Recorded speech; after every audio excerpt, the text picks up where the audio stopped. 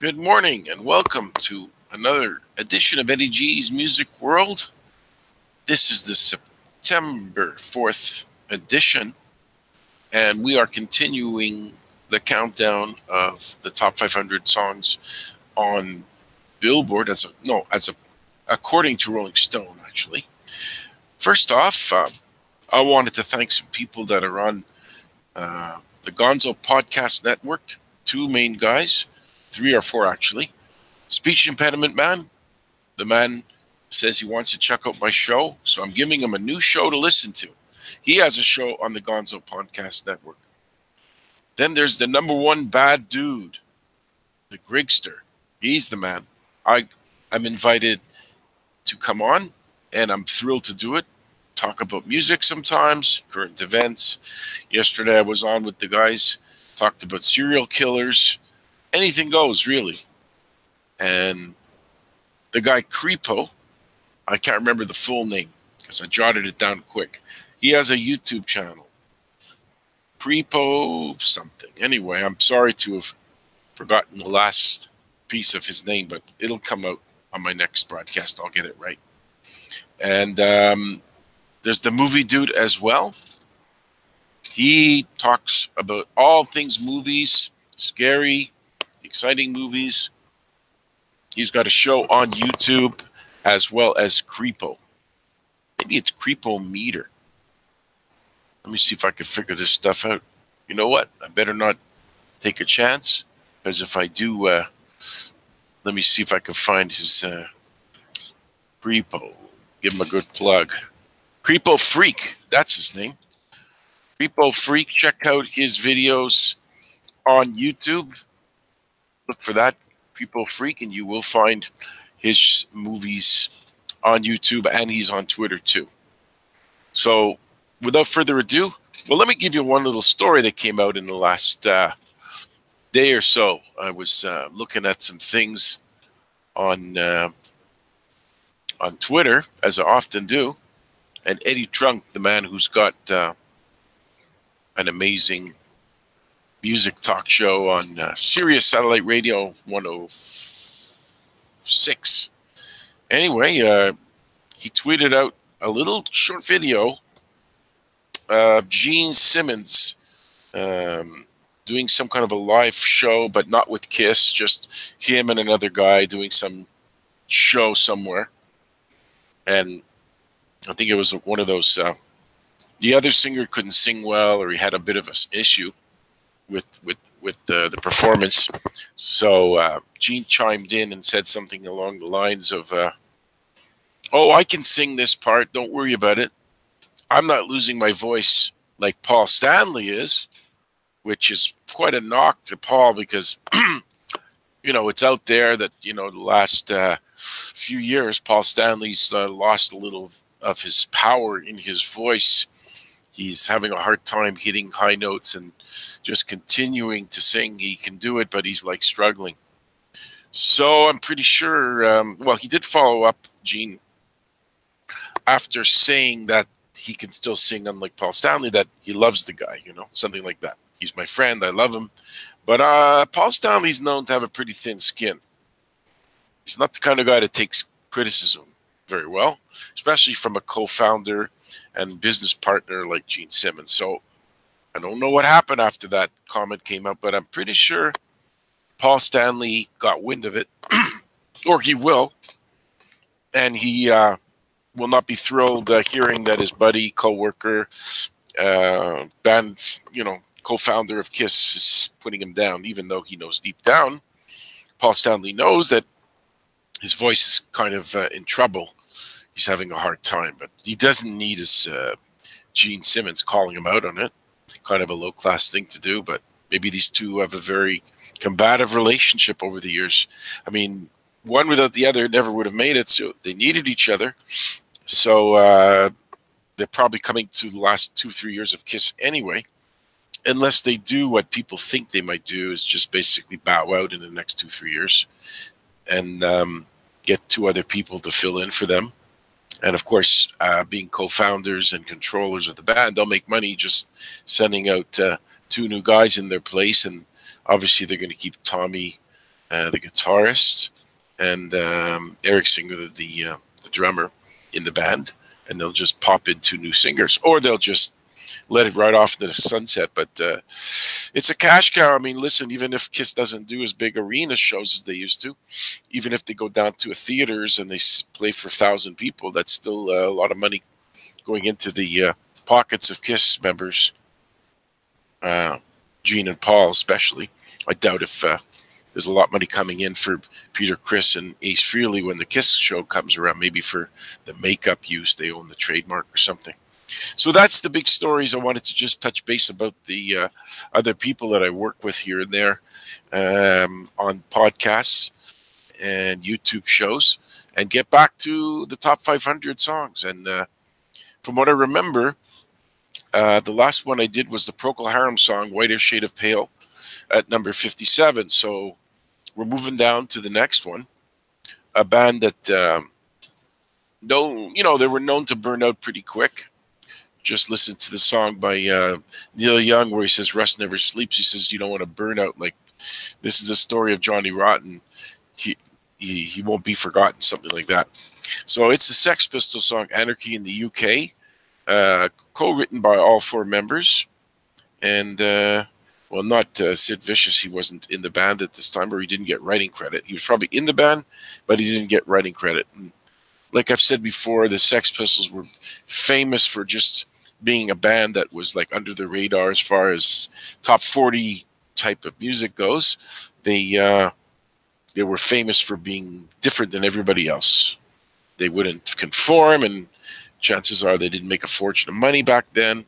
Sid Vicious died, and there was a reunion tour about 12, 13 years ago.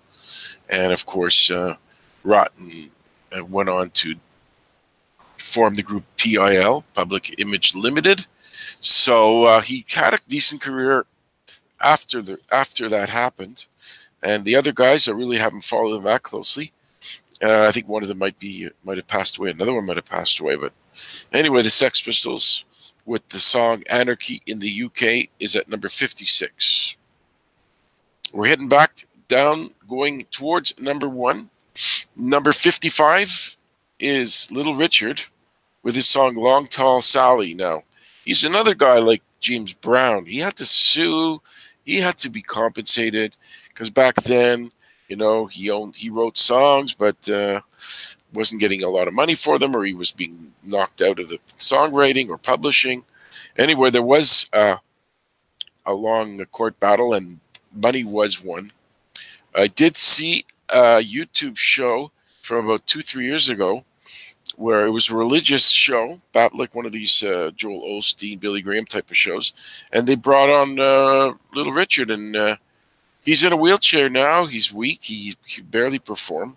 He wasn't there to perform. He was talking about God and how all the people burnt him out of money, and how he helped other people that needed money, and how he had hard times, and people thought he was filthy rich in his later years. And the truth was that he was not doing great financially, and he wanted to clear that up and make a point out of it that he was not as rich as people thought, and he still played a little bit, and he mentioned God, of course, and this was his thing. So it was good to see Little Richard still up and around as much as he could, being in his early 80s and in a wheelchair. Obviously, health-wise, he's not as strong and can't sustain much of a long-term show, that type of thing.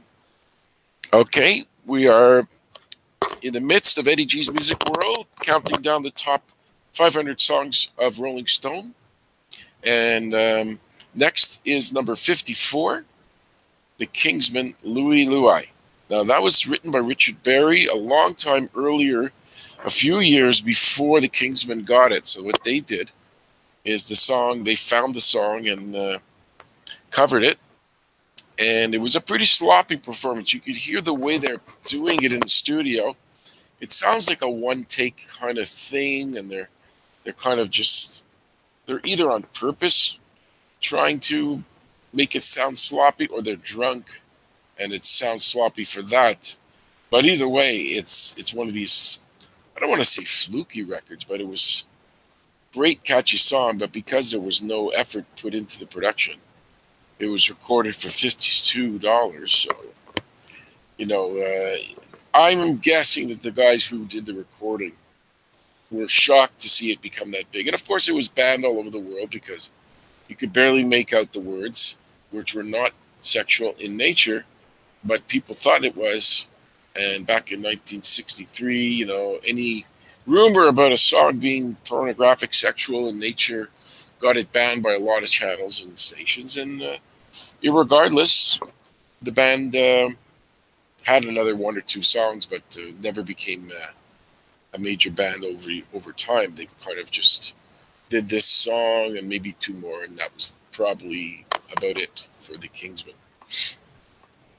I'm guessing more Beatles and Dylan are coming up just because the people who compile this list seem to be infatuated with Bob Dylan. Great songwriter, not a great voice, but they love this guy. So let's see what's next. 53. Number 53, Percy Sledge, When a Man Loves a Woman. Now, this has been reborn by being in movies and commercials. Percy didn't write it. It was other people, Calvin Lewis, Andrew Wright. And he's had a couple of more songs after that, but more or less, Percy did not have what I would call a long career. And he was in a band called the Esquires, and this is his solo career. And, you know, went to number one. I think it was re-released later on in years later and might have been a hit again. But really, I don't know. You should check up on Percy Sledge if he's still alive. These rock stars pass away, so many over time, that it's very hard to be sure of everybody. But that'll be a project. Look it up. See if he's alive. I might do that. The next guy on the list is definitely not alive. Number 52 is a song by Prince, When Doves Cry. I remember being pretty blown away by this number one song. Thought it was, you know, innovative, which it was. You wouldn't have anybody else like Prince out there. I mean, there's Lenny Kravitz, who's kind of a one-man show kind of guy. He writes, he produces too. But Kravitz didn't have as many hits as Prince. Chances are he's not going to have any more, because nowadays 50-year-olds are not burning up the charts. They're mostly 18, 25-year-old hip-hoppers. But Prince, you know, he had that movie. He did all those songs, all those sexual type of songs. And this was, I never really paid that close attention to the song. It did go to number one. He, as a writer and producer, he's obviously gets a massive amount of accolades for being a guy that can play all the instruments, produce, write.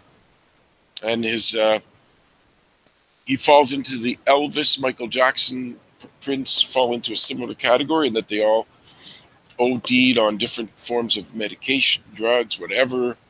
You know, he had fentanyl, I think it was, that he overdosed on. Elvis was on all kinds of pills, and Michael with the propofol. So all three died, you know, pretty young. Prince probably in his early 50s. Michael Jackson, I'm going to say, was around, he was 50, and Elvis was way less, way younger, probably in his 42 or something like that. And, well, every year they make a big deal out of Prince. He died, and there was a big funeral, and sad to say, everything was, a lot of rock stars are dying, and I was telling a scalper who goes and sells tickets that he's going to be losing business because now a lot of the old rock stars are dying off or retiring. Like, for example, a guy like Phil Collins is touring. Of course, he's packing them in because he hasn't toured for a few years. He's had health problems with his arms and whatever. And he sold out his concert, of course. But a guy like that can't be touring for more than 2-3 years. Then you have Elton John, who's on a 3-year retirement tour. He's packing it in too. And finally, of course, Paul McCartney coming to town again. So with him, you can't imagine an 80-year-old Paul McCartney. At some point, he's gonna have to stop touring. It's just going to be too much for the guy to constantly tour into his 80s. I mean, Chuck Berry did that. It was late 80s that he toured. And his shows were absolutely horrible the last 2-3 years, because I did go to the trouble of looking up his last show or two. Chuck Berry was like, obviously he liked money enough that he would perform even when he could barely perform. So that's my story about number 52, Prince, When Doves Cry. Let's see who's next on the list. We are looking at number 51, Grandmaster Flash and the Furious Five, The Message. Now, I like this song, and I'm sure Grandmaster Flash, he must have had a couple more songs too that were really good. But the Rock and Roll Hall of Fame inducted this guy about 3 or 5 years ago or so. Now, that being said, someone like Pat Benatar, who had like 15 popular songs in the rock world, has never gotten in. Judas Priest paid their dues almost 50 years. Never gotten in. But this guy gets in, who's a funk guy. He's playing his music that's not bad. I mean, it's not an insult to Grandmaster Flash, but there's something wrong when a guy like Grandmaster Flash gets into the Hall of Fame, and other bands like I just mentioned, Pat Benatar, Judas Priest, waiting. Like, what are you waiting for? They're getting old. Can't wait forever. Pat Benatar is no youngster. You want her to be inducted in her 70s when she can, she's probably going to be off the road by that time. Time to put somebody, some well-earned act in before these rapping types like Grandmaster Flash. Now, if Grandmaster Flash hears this podcast or YouTube show and he has anything to say, the comment section's open, Grandmaster Flash. I'm happy to hear from you. If you got something to say, I will be happy to discuss it with you anytime. I'm waiting. That was number 51. Getting close to the end. Okay, what do we see next? Number 50, Smokey Robinson and the Miracles, The Tracks of My Tears. He co-wrote it, as he does a lot of that, is co-writes songs and writes them. He was just speaking at the Aretha Franklin funeral last week, and he had a lot of things to say. He grew up with Aretha, so he had a few stories to tell. And this was an amazing song, got to only number 16. And I'm pretty sure Smokey's in the Hall of Fame. It's well deserved. He wrote a lot of songs, and he had many hits and put in his dues. He worked hard in his early years. Glad to see he's still alive. That will be some funeral when he passes away, because he's close to 80 years old, pretty sure. He looks pretty good for his age. I mean, he looks probably about late 60s. And he told a lot of stories. He's been on talk shows of how he had cocaine addiction in the 80s and 90s and kicked the habit and got through it and survived. He's got a lot of stories to talk about Diana Ross. He knows her pretty well. They were both on Motown. And,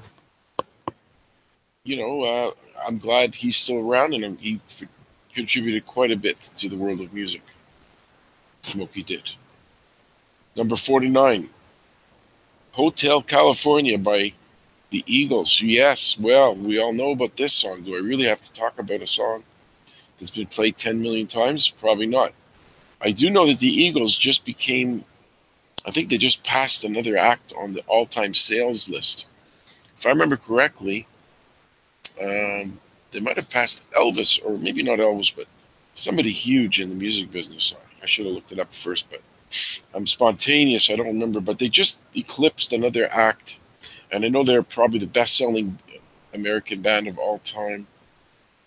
I remember when this song first came out, I saw in school, I was 17 or 16 at the time, 16, I think. And I didn't know the song, but I saw it etched in a knife. Somebody had taken a knife and etched it in the wooden desk, Hotel California. And it was just come out, and I didn't really know the song. I was thinking, wow, somebody's scratching out a word. What's Hotel California? And then within 3-4 days later, it started to show up on the radio a little more, and I got used to the song. And, I like the fact that Don Felder, who got bumped out of the band, did the music writing, and he got credit for writing the music. They didn't cut him out because I know Don Felder got chopped out of a lot of financial deals with the Eagles. This is the reason why he left the Eagles. He fought with them over money. They wouldn't compensate him for all the T-shirt sales and other accessories that he had a 1/5 part. When he was hired in the Eagles, I think he was replacing Randy Meisner. He was promised 1/5 of all money between the other members and him. Like, he wasn't just a hired hand. And he sued because he did not get all his shares. They had an audit done, and they did come up with the balance of the money settled at a court. So I don't really know exactly how it went down for every dime. But Felder got his due and co-writing this song. And of course, the words were Don Henley, and Glenn Frey gets credit too, the late Glenn Frey. So obviously, it was probably the words were partially done by Glenn, or maybe the music was added in by Glenn too. And as usual, it's kind of a big mystique about this song lyrically. What was it all about? I've heard explanations, and I don't really remember all the stories about it. It's not that important. I know the Eagles are touring and doing extremely well. Glenn Frey having died about 4 years ago. His son, don't remember his first name, has taken over from Glenn and is filling in. Now, when I saw the Eagles about 4 years ago, they looked a little bit like they needed a break. They were, I don't know, Don Henley looked a little tired and overweight. And unfortunately, I had lousy seats, so I couldn't really hear the show that great. But I did move down for the last 2 or 3 songs, and I could hear the show a bit better. But they were okay. But I saw them in 2005. They were a lot better than in 2014. They were younger, and the show had a lot more energy. And of course, the better your seats are, the more you appreciate the show. People don't realize that. A lot of them, they buy lousy seats, and if they don't like the show, they make comments like, "Wow, maybe they don't like it." I know I've not enjoyed concerts when I've been very far away from the stage because I didn't like it, because it was not clear, the sound. You really have to pay a little more and go sit close to get the better quality of the show. Now, as far as the Eagles go, I'm not going to go see them again since I've seen them twice. They're not scheduled to come to Montreal where I live, but I'm sure at some point they'll pick up a date here on their lengthy tour. But really, when you start having major, super important members die, it could be meaning maybe, give it a rest. I mean, Felder sang on a lot of their songs. I don't know how good his son is to be able to replace him and do a good job. I actually should go online and listen to how the Eagles sound without Glenn Frey. Might be of interest to hear that. Number 48 on the top 500 songs from Rolling Stone, a guy that there was an article in the local newspaper here about Paul Simon, that he's pretty much wrapping up his touring life. And this song is Bridge Over Troubled Waters, written by Paul Simon. And I don't know, I never did see Paul Simon live. Perhaps I should have done that. He was just here about 3 months ago, and I didn't go. But I figured it's not crucial. Yes, he's a great guy, great singer, great songwriter. No bad things to say about Paul Simon as far as his career goes. I guess I just have to be very, very specialized with the concerts. I don't want to go to too many shows. It's 200-300 a show, 150 to 300, and I have to watch the money, And I didn't go to see him when he just was here, and maybe I'll regret it, but it's okay. I'll live through it. It's not going to be so bad. But Paul, he started writing hit songs at 15 years old. He's a veteran. He's been doing it for 60 years, as long as I've been alive. Maybe more. Because he had Tico and something. He had a minor hit under a different name. And he had Hey Schoolgirl by when he was with Art Garfunkel, and he called itself Another Act wasn't Simon and Garfunkel. It was I forget the name, but it was before Simon and Garfunkel used that name. And we're going to go next down the list. Number 47. Yeah, Hendrix has been up here quite a bit, all along the Watchtower. Definitely, potentially could be called a situation where the cover version is better than the original. I like the original. It's folky, laid back, written by Dylan. And it's not something that I would say is inferior to Hendrix version, but the Hendrix version, of course, is a lot more elaborate and more in depth, and more instrumental, more electric. That's the word I'm really looking for. But Dylan's version is okay too. And this was Hendrix is a huge star, and he only had one top 40 song, and this is the song. Even though he had about 7 or 8 or 12 really popular other songs, they were a bit too heavy for AM radio back then. You know, the Archies were being played, so there wasn't a whole lot of room to hear and act like Hendrix, you know. And, you know, it's another example. Pink Floyd, many years together, they only had 2 hits. If you only look at the Billboard chart and the top 100, Pink Floyd only had Money and Another Brick in the Wall, and the other ones were less than top 40. But, you know, they're an FM band. They're not a band that comes out with Comfortably Numb. It's a bit too serious to be a top 40 hit. But, okay, another guy, big legend that never did see live, David Bowie, at number 46, written by Bowie and Brian Eno, and the song is Heroes. Another guy that was surprising when he passed away. There was almost no big story on the major news networks, you know. It wasn't like this massive outpouring of teary fans, you know, Dylan. And like for Aretha Franklin, who I have nothing against, she's very talented. There was like 5 times bigger fuss made over her death than Bowie's. Hard to figure out why. Maybe because she's American and he's British. I don't know. Surprising. It's a big deal when he passed away to me. I was surprised. Although I knew he had cancer, so not really surprised, but saddened, I guess, since I had a couple of chances to see him live. And unfortunately, I made a few moves where I ended up not going, which I've already talked about on other broadcasts. So definitely do not want to repeat myself for that. And that was covered by Bob Dylan's son in the band. He did the song Heroes. I forget Bob Dylan's band's name. See, I know these things, but when I tried to think of it, he had the song One, he had Light. Anyway, it doesn't matter. Wallflowers, that's right. That's okay. We're looking at number 45 and Rolling Stone's top 500 songs of all time. We're getting closer to number 1. I'm guessing that I'll drag this out to include next week to get to the top. Just a guess. Number 45, Elvis Presley once again. Here we go. He got songwriting credit on these things, on this song, Heartbreak Hotel. This is during his peak years, 1956. Now, again, the funny thing with Presley, I'm not saying the guy doesn't have a lot of talent. He did. But there were stories where I read, which I'll never know for sure, is that Presley kind of may have not contributed a lot and gotten his name on as a writer, maybe for some songs and not others. I never did validate. I can't tell.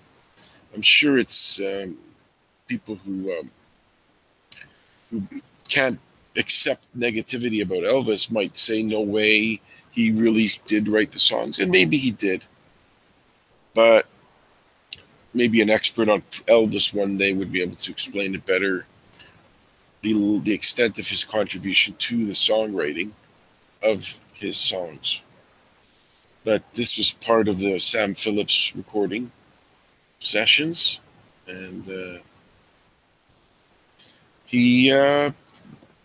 asked somebody the other day, well, who would you rather see, Elvis Presley or the Beatles?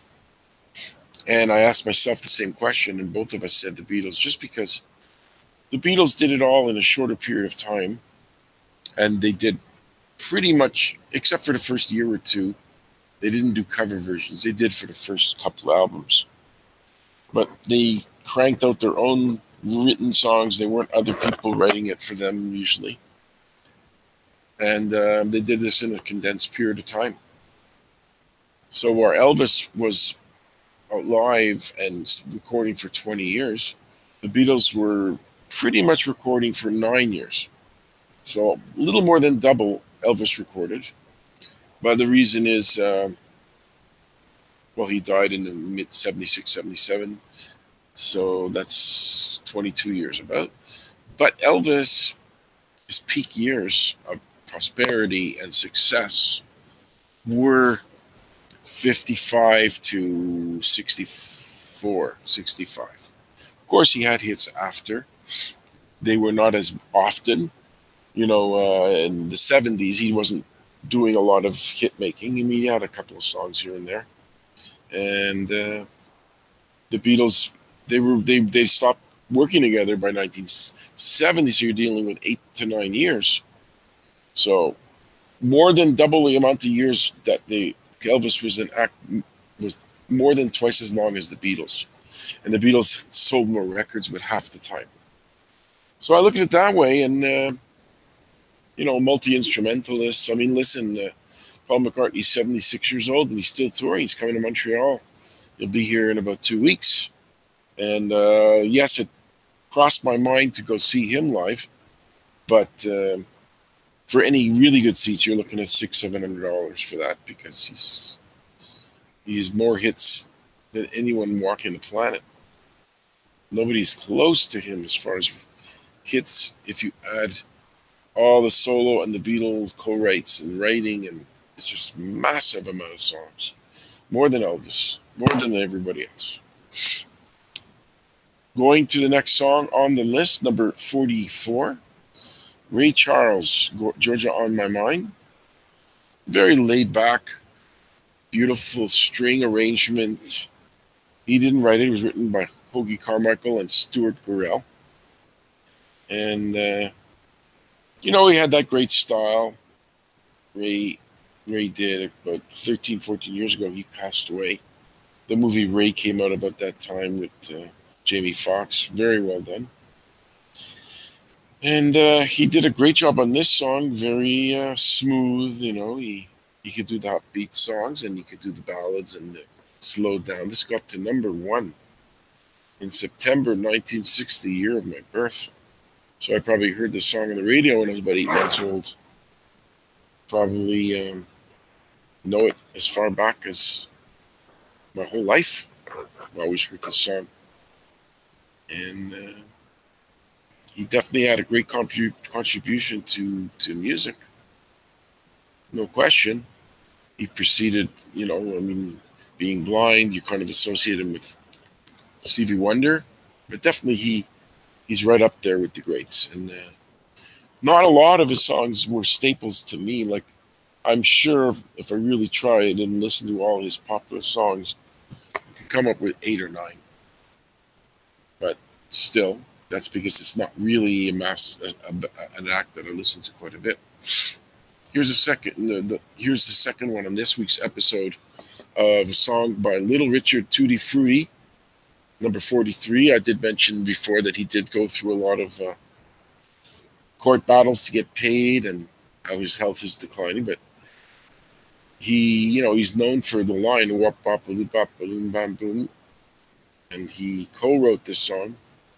And hopefully, when he passes, there'll be a major respect for him too, not just Aretha, not just hopefully gets more of a send-off than Aretha did, or at least half as big would be great. I don't expect a whole week about the guy, only because he probably didn't last as long as far as chart-wise. He wasn't a superstar for more than 7 years.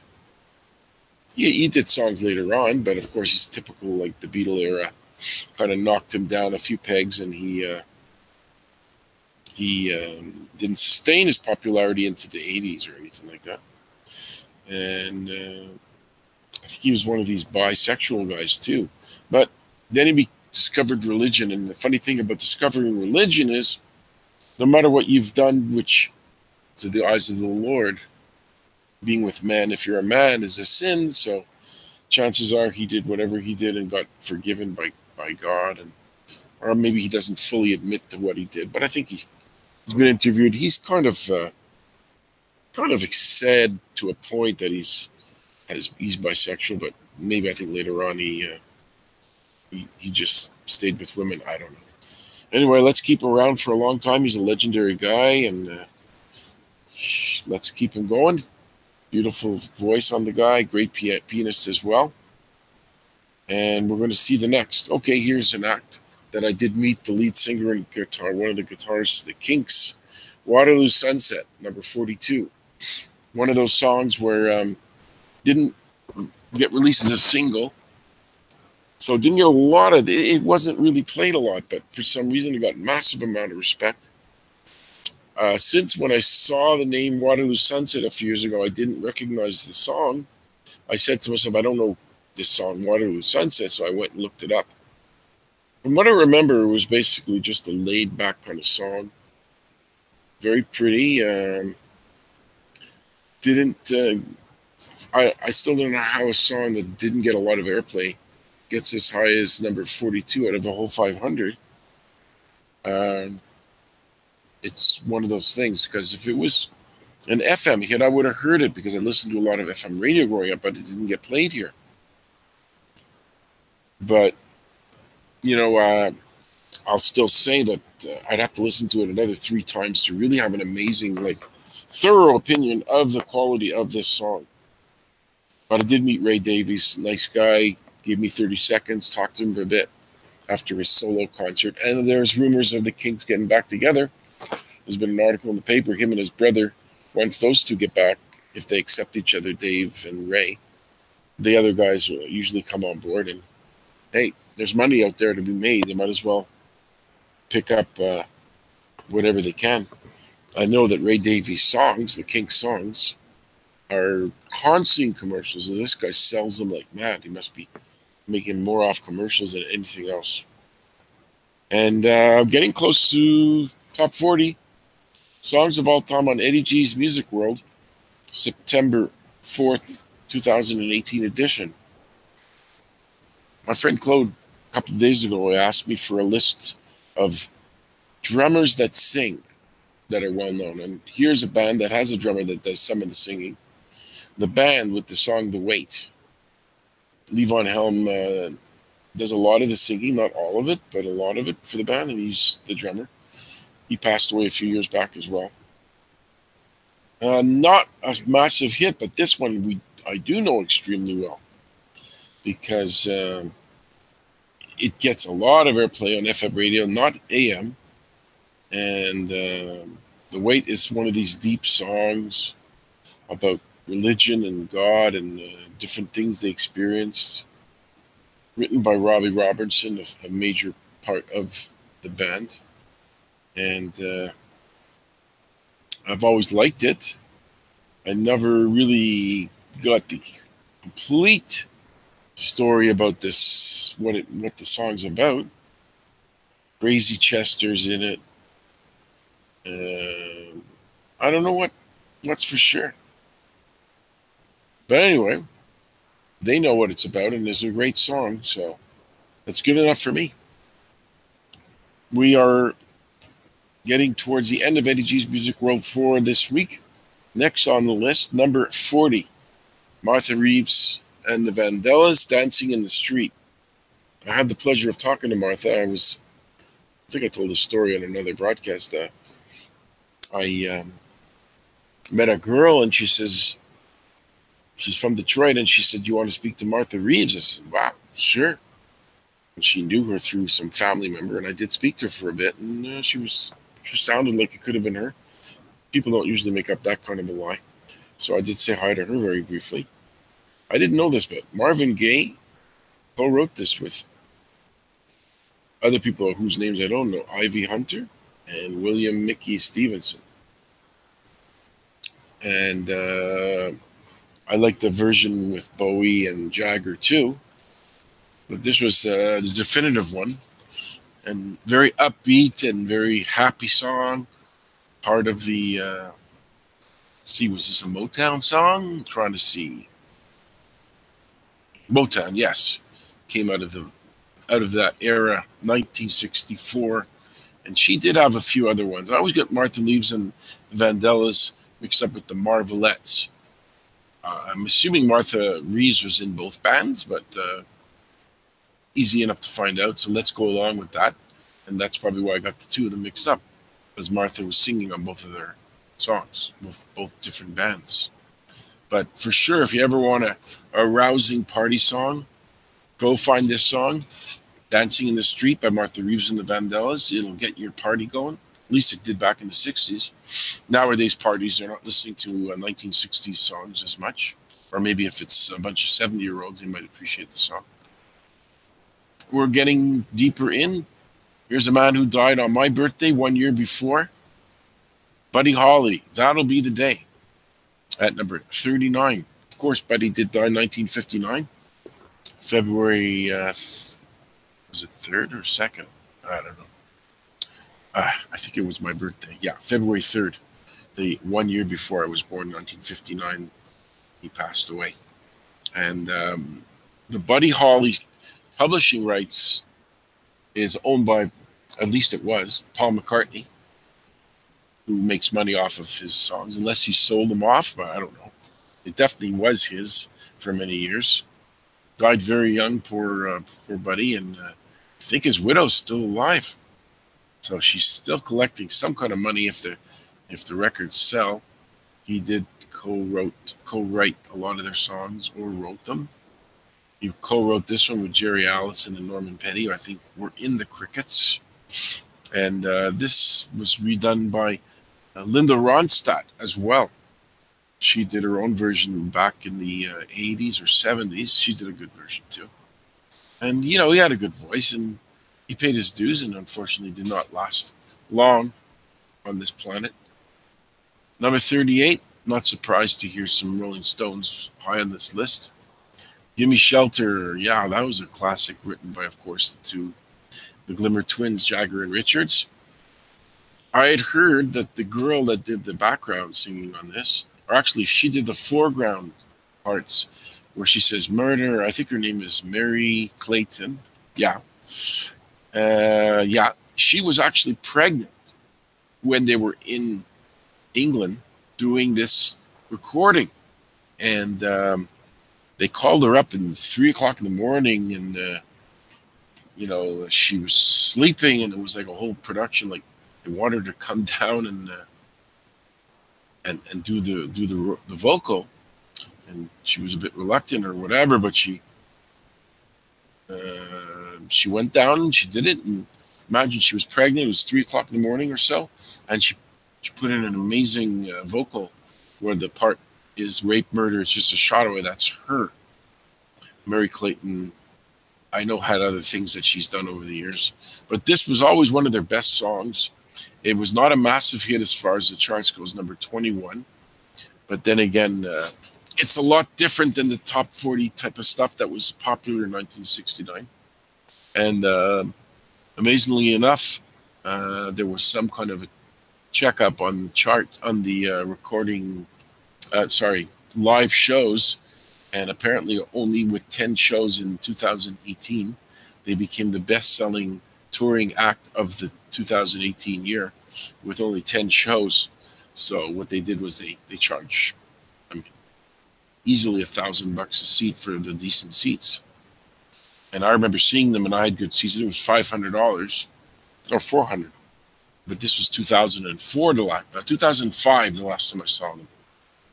So imagine, back then it was $400. So now you're dealing with 13 years later. That $400 seat would list at $6 or $7 and probably be sold by a scalper for $8, because, they are one of the greatest bands of all time. They are also running into the old age category with Mick Jagger, who's like 75, 76, just having his 9th kid. Still touring, still capable. I look at my life where I don't have a lot of money, and I quit my job about 2 years ago, and you know, guys like this still work, and they have an insane amount of money, and they still work, and I'm a bit lazy, and I've hung up my salesman hat 2 years and 3 months ago, and I have this career of doing YouTube shows and go on the Grigsters channel on the Gonzo Podcast Network, which is a lot of fun, but they're not paying gigs at this point. And if I ever made $1, I would tape it to the wall. I'd be so proud. Okay, number 38 was the Rolling Stones' "Give Me Shelter," as I just said. Number 37, another Bob Marley song, "No Woman, No Cry." Okay, very, very popular song despite not charting. And he co-wrote it, and he's known for all those children of his fighting over his money after he passed away. I can't figure it out exactly who got what. There's so many back and forth countersuit settlements. I mean, who knows? Probably half the kids, black children in Jamaica, probably claim that that's his father. Who knows? I did see one of his sons open up for Van Halen about 11 years ago. He was pretty good. And of course, Ziggy, his son, is the most popular of his kids. He's done some shows in Montreal, touring around. So Bob Marley died pretty young, had a great influence on a lot of people, had his own success. And unfortunately, one of these guys had some disease and is no longer around. Here's a guy who's still around.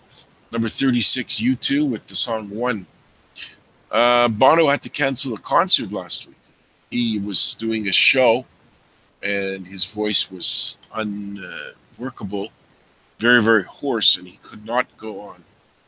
So it's a rarity that Bono can't go on, but the show was canceled, and he didn't do it. But Bono, that's a rarity. I mean, listen, the guys, it's, I think, 1979 started, so it's almost 40 years. My math's correct. And they're always touring, always recording. And like I say, technically I saw them live, but really I didn't because it was like a mile or two away from the stage. It was not enjoyable at all. But I'll give U2 credit. They really are a great band. Unfortunately, they suffer from the overplayed category. But I'm not going to hold it against them as far as talent goes. They're worthy of that. I wonder how long those guys are going to go. They're probably early 60s, but I guess they must love what they do. And the money doesn't hurt. They can always sell out arenas all over the world forever. So as long as their health is reasonably good, which it is, I'm sure, they will continue to record and tour. I'm sure they're going to go. It's 2018. They're not hanging it up till 2000, let's say 25. Yeah, that's a guess. So 7 more years? I could be wrong. Let's hope I'm around in 7 years to find out. Okay, where are we next? Number 35, The Doors, "Light My Fire."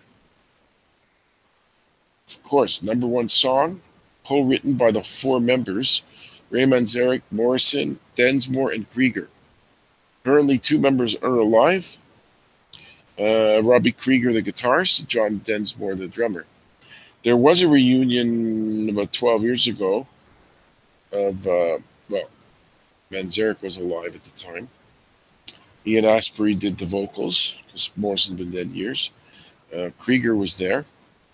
And John Densmore was not there. He held out for, just didn't sound like it was financial reasons. He just did not want to drag out a band which didn't have Jim Morrison in it and throw it out on tour. Maybe he just felt it was kind of a copy band. I was on the fence when they came to Montreal, the Doors with Ian Astbury, and I love Ian Astbury. I love the Cult. He has the look of Morrison. He definitely has a great voice. So maybe I should have given it a shot, but I don't know. I'm not a big fan of these bands with the lead singer being replaced. Obviously, they don't have a choice, but in that tour, they did not tour for a long time, the Doors, this New Doors, whatever they were called. There was a good year or so, and that was the end of that. And of course, Manzarek passed away after that, so I doubt that they'll try this again. But the Doors were great. They had this very mysterious type of sound. You have this sex symbol vocalist and writer, and a beautiful melodic voice, and great instruments being played by Krieger, Densmore, and Manzarek. And Morrison was mostly a lyricist. Krieger did a lot of the music. And in this song, I think he was the main writer, Robbie Krieger. And obviously, with these things, Manzarek threw in his own solo and whatever, so he did his part as well. And this was also redone by Jose Feliciano, very beautifully done. A ballad, very melodic, very nice. And let's see. Too bad the Doors didn't really last. When you think about it, I think it was 65 to 70. It was like 5 years. And then they went on to sell probably 100 million records with a 5-year output. It's amazing. Quite impressive. Let's see what number 36 is. 34, we're going down towards 1. Number 34 is The Righteous Brothers. You've Lost That Love and Feeling, produced by Phil Spector, who's stewing in prison now for having killed a woman that went to his house. And according to him, she was just playing with the gun and it went off, and nothing to do with him. And of course, we'll never be sure, but according to the law, Spector had a lot to do with it. And he is in prison for it for the rest of his life. He also co-wrote it, Phil Spector, with Barry Mann and Cynthia Weil. Cynthia Weil and Barry Mann had a daughter, and she has a talk show about relationships. Forget her name, though. But anyway, her last name is Dr. Joy Mann, I think it was. Dr. Mann, yeah. Anyway, this was one of the early hits by the Righteous Brothers, and Phil Spector's involvement. He had the Wall of Sound, of course, and as crazy as he was, Spector definitely had the talent to co-write this and produce it. And I know Bill Medley. I think he was the deeper voice guy, and the other singer, I forget his name, he was the one with the higher voice. But this, You've Lost Your Love and Feeling, has been in many movies, soundtracks, etc. It's considered a classic. I'm sure it's on commercials too. 16 weeks at number 1. It was released on the Phillies label, which was owned by Phil Spector. Makes sense, Phil and Phillies. And we're getting close to number 30 soon. But we'll see if we get to that, because there's only a few minutes left in Eddie G's Music World's Top 500 of All-Time Countdown. Number 33. Great tune. Also, wow. Co-written by Phil Spector and produced by Phil Spector.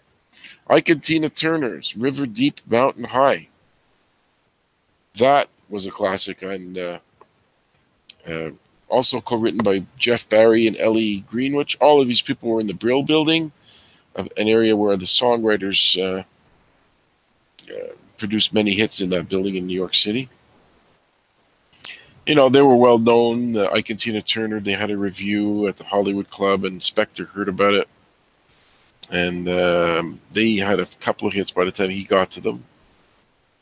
And it wasn't as big as they thought, because it got to number 88, but I've heard it a few times.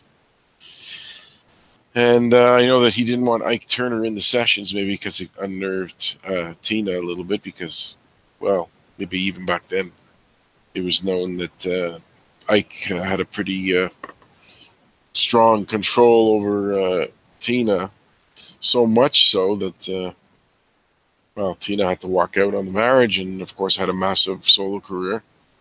I'm sure every time Ike turned on the radio and heard Tina Turner songs, she must have been a little jealous, eh? Since they did well together, Ike and Tina Turner, they were successful. But in comparison to Tina Turner on her own, well, Tina Turner on her own was way bigger, and she didn't have to share the money with Ike Turner at that point. Where in the past, when it was Ike and Tina Turner, Ike was a pretty controlling guy, and I know that Tina Turner wrote the song "Nutbush City Limits," wrote or co-wrote it, which was a bit of a hit, and she had royalties and publishing money coming in for that song, and she lived off that for a few years before she did the "Let's Stay Together" cover version from the Al Green song. So Tina Turner, um, had a few bleak years after she left Ike, but then 4, 5, 6 years later, she had all that success and still alive. Ike died, but Tina is still alive. She's kind of retired. I don't think you'll hear from her again. She lives in Switzerland now and is married to someone else and has had an amazing career. So that's number 33. We're wrapping it up for Eddie G's Music World's Top 500 Countdown of Rolling Stones songs. I'm happy to have brought this to you once again, and it'll be a challenge for me to come up with new show ideas after we get to the top number one song of the Rolling Stone Countdown. Hey, I got it right. Instead of saying Billboard, I actually said Rolling Stone the first time. So thank you once again. Eddie G's Music World, ready to sign off for another week, making up for all the lost time that I had not doing shows when my kids were home, and I couldn't do the shows for quite a while. So thank you very much. I hope I get new listeners. If not, I'm doing it for myself anyway. I love it, and I love that you're around, whoever you are. Thank you very much.